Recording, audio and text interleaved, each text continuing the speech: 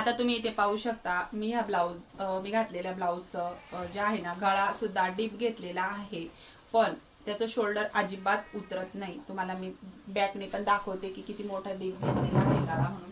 तुम्ही पाहू शकता, खूप असा मोठा डीप गळा घेतलेला आहे आणि यामध्ये शोल्डर हे अजिबात कुठंच उतरत नाहीये. भरपूर मोठा डीप आहे. तर ह्यासाठी काही टिप्स आहेत ज्या तुम्हाला फॉलो करायच्या आहेत. हॅलो, नमस्कार, मी निर्मला, तुमचं सर्वांचं निर्मला फॅशन मराठी चॅनलमध्ये खूप खूप मनापासून स्वागत करते मैत्रिणींनो. आज आपण शोल्डर का उतरतं आणि शोल्डर टाकताना तुम्ही काय चूक करतात ते बघणार आहोत. तर आपण दोन दिवसाच्या व्हिडिओमध्ये आर्महोलमध्ये ज्यावेळेस आपल्याला इथं जास्त झोळ चुन्या जास्त पडतात, तर त्यासाठी आपण परफेक्ट आर्महोलला कसा आकार शेप द्यायचा आहे ते बघितलं. तर नसेल बघितलं तर नक्कीच बघा कशा पद्धतीने मोंडा मोजायचा आहे म्हणून. तर आपण अशाच एक वेगवेगळ्या व्हिडिओवर जे आहेत ना, व्हिडिओ बनवणार आहोत जे जे प्रॉब्लेम आहेत त्याच्यावर. तर शोल्डर का उतरतं, हे जे शोल्डर आहे हे आपलं परफेक्ट इथं बसलं पाहिजे आणि ते आपलं उतरू नये. तर त्याच्यासाठी काही टिप्स आहेत त्या मी तुम्हाला आज व्हिडिओत शेअर करणार आहे, त्याच्यामुळे व्हिडिओ कुठं स्किप करू नका. आवडल्यास लाईक करा आणि चॅनलवर नवीन असाल तर चॅनलला नक्की सबस्क्राईब करा आणि ऑल घंटीवर क्लिक करा, म्हणजे जेणेकरून मी जे व्हिडिओ टाकते ते व्हिडिओ तुम्हाला सगळ्यात पहिलं त्याच्यावर तुमचं मोबाईलवर तुम्हाला त्याचं नोटिफिकेशन मिळेल. तर मग चला आपण व्हिडिओला सुरुवात करू.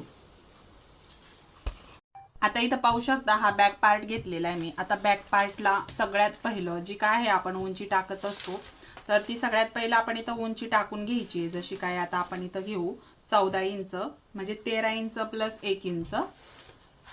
तर 14 इंचावर मी मार्क करून घेतलं. सगळ्यात पहिलं आपण जी काय आहे ना उंचीवर काय करतो, सगळ्यात पहिलं लाईन आखून घेतो. तर ही आपली उंची झाली. तर शोल्डर उतरण्याचं सगळ्यात पहिलं कारण म्हणजे तुमची गळा रुंदी आणि शोल्डर पट्टी.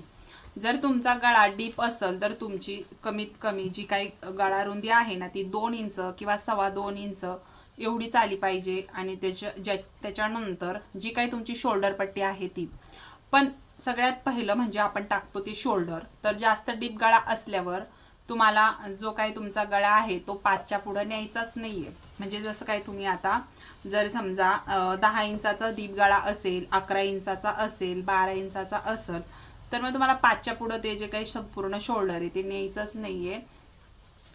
फक्त तुम्हाला काय करायचंय, छोटं शोल्डर टाकायचंय टाकताना जास्त डीप गळा असेल तर. आता मी इथं काय करते बघा, जास्त डीप गळा आहे तर शक्यतो शोल्डर हे कधी उतरतं जास्त डीप गळा असेल तर. आणि जर तुमचं वयस्कर पण असेल का कोणी, तर तुमचं त्यांचं पण शोल्डर उतरत असेल तर तशी कमेंट करून सांगा, आपण त्याच्यावरती एक स्पेशल व्हिडिओ बनवू. तर हे खास डीप गळ्या जे आपण मैत्रिणी घेतात ना त्यांना शोल्डर हे जास्त उतरतं. त्यासाठी तुम्ही ही ट्रिक्स नक्की वापरा. बघा मी 5 इंच घेतलं आणि जी काही मुंढा उंची आहे ना ती छातीनुसार आहे. शक्यतो मी माझ्या ब्लाउजांमध्ये फक्त 5 इंच, 5.25, 5.5 एवढंच जी काय आहे ना, कटोरी ब्लाऊज असेल तर मी याच्यामध्ये किंवा प्रिन्सेस कट असेल तर एवढं शोल्डर टाकते. 5.5 लईत लई 5.25 इंच. याच्या पुढं मी शोल्डर जी काय मुंढा उंची आहे ना ती टाकतच नाही. आता इथे पहा, आपण आता साईज घेऊ. जसं की मी आता साईज घेते 32 साईज. तर 32 साईजला जे काही आर्महोल आहे ना ते आपल्याला 5.25 इंच टाकायचं आहे.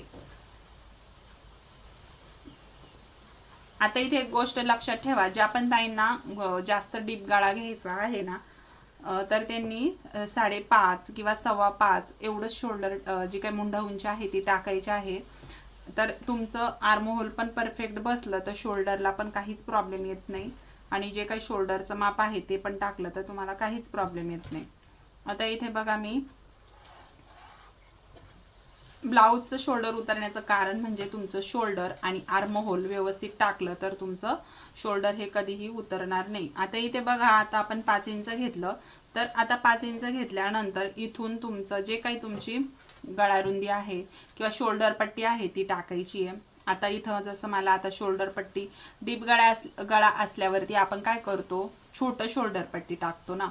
म्हणजे किती टाकतो, तर आपण जसं 2 इंच घेऊ तर त्याच्यामध्ये 2.5 इंच प्लस करू, बरोबर. तर गळारुंदी किती शिल्लक राहिली आपली, 2.5 इंच, बरोबर. तर मग 2.5 इंचाच्या पुढं शक्यतो गळारुंदी न्यायची नाहीये. आणि 2.5 इंच ही परफेक्ट आहे, काही अडचण नाही आहे. पण जर तुम्हाला अजून गळा रुंदी छोटी घ्यायची आहे, जशी 2.25 इंच, तर 1/2 इंच इकडे कमी करून घ्यायचं, ह्या साईडने कट करून टाकायचं. आपोआप तुमची इथं शोल्डर पट्टी पण छोटी राहील आणि गळा रुंदी सुद्धा इकडं 2.25 इंचाची राहून जाईल. तर अशा पद्धतीने तुम्हाला इथं संपूर्ण जे काही शोल्डर पट्टी आणि गळा रुंदी आहे याचं मेजरमेंट ठेवायचं आहे. 2.25 खूपच लहान साईज असेल, जशी 28 साईज 30 साईज, तर मग तुम्हाला इथं जी गळा रुंदी आहे ना ती 2 इंच अशी ठेवायची आहे. आणि त्याच्यापेक्षा थोडी मोठी असेल, आता 32 साईज असेल तर इथं शक्यतो तुम्ही 2.25 घेतलं तरी पण चालन. अशा पद्धतीने गळा रुंदी टाकून घ्यायची. आता इथं आपली आली 2.5, कारण मी संपूर्ण शोल्डर टाकलं होतं 5 इंच. मी 4.25 इंच पण घेऊ शकत होते. 4.25 घेतलं असतं तर मग आपली जी काय शोल्डर पट्टी टाकून गळा रुंदी राहिली असती ती 2.25 इंच. तर अशा पद्धतीने तुम्हाला इथं शोल्डरचं माप टाकायचं आहे. मुंडा उंचीचं पण तुम्हाला कळलं. तर ही आपली पहिली आणि दुसरी ट्रिक्स होती. आता तुम्हाला मी अजून सांगते काय करायचंय म्हणून. हे बघा, जसा 8वा भाग टाकतो, 4था भाग टाकतो आपण 8 इंच, 32 छातीचा भाग 4था भाग येतो. कोणती पण छाती असेल तर तिचा 4था भाग टाकायचा आणि या पद्धतीने शेप द्यायचा. आता मी इथं आर्महोलला शेप वगैरे अशा पद्धतीने देते आता नॉर्मल. आता याच्यानंतर आपण इथं गळा रुंदी घेतल्यानंतर आता दुसरा पॉइंट म्हणजे काय आहे, तर आपण ज्यावेळेस ही पाइपिंग जोडतो, तर ज्यावेळेस ही पाइपिंग जोडतो ना, तर त्यावेळेस आपल्याला काय करायचं आहे, ज्यावेळेस आपण इथून हा जो गळा घेतो, इथून आता समजा हा गळा आहे 6.5 इंचावर टाकते मी. सॉरी, आपल्याला डीप गळा घ्यायचा आहे, तर मग मी ना पुढचाच गळा टाकत होते. आपण इथं डीप गळा घेऊ 10 इंच आणि 2.5 इंच खालून घेतली गळा रुंदी आणि बॉक्स काढून घेतला. तर गोल गळ्याचं मार्किंग करून घेतलं.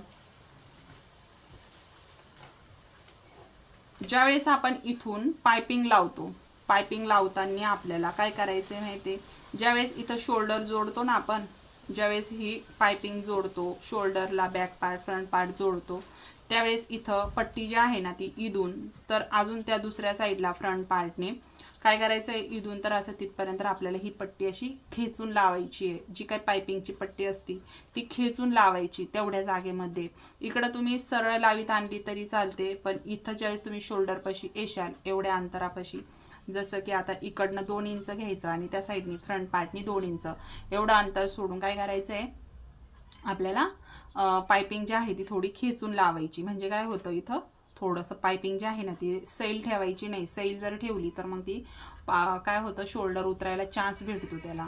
त्याचबरोबर अजून एक ट्रिक्स तुम्ही यूज करू शकता. इथे अर्धा इंच गळ्यावर डाऊन करून घ्यायचं. हे जे शोल्डर आहे इथं, हे शोल्डर आणि ही गळा रुंदी वरती या पद्धतीने तिरकी लाईन आखून हे कट करायचं. आणि यांनी सुद्धा तुमचे शोल्डर अजिबात उतरत नाही, एकदम आवळून धरतो आपला गळा. ही ट्रिक्स तर नक्की फॉलो करा. ह्या ज्या काही मी तुम्हाला सोप्या 2-3 ट्रिक्स सांगितलेल्या आहेत, ज्यांचं शोल्डर उतरतं त्यांनी. तर तुम्हाला आजचा व्हिडिओ कसा वाटला कमेंट करून सांगायला विसरू नका. तुम्हाला नक्कीच याचा युजफुल फायदा झाला असेल, तर तुम्हाला असेच व्हिडिओ बघायला आवडत असतील तर कमेंट करून नक्की सांगा. तुम्ही अजून एखादा व्हिडिओ पुढे नेक्स्ट तुम्हाला काय अडचण येत असेल तर कमेंट करून सांगा. आपण आवडल्यास लाईक करा आणि चॅनलवर नवीन असाल तर नक्की सबस्क्राईब करा. तर चला भेटू नेक्स्ट व्हिडिओमध्ये. तोपर्यंत श्री स्वामी समर्थ.